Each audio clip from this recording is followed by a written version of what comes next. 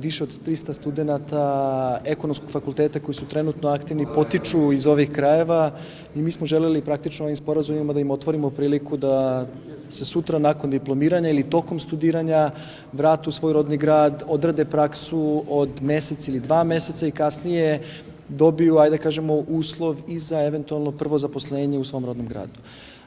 Centar za saradnju sa Privredom ekonomskog fakulteta ima čitav niz drugih aktivnosti. Mi smo praktično potpisali ugovore sa više od 120 kompanija, vodećih kompanija u Srbiji, sa gradskom upravom grada Kruševca, evo sada i sa gradskom upravom grada Užica.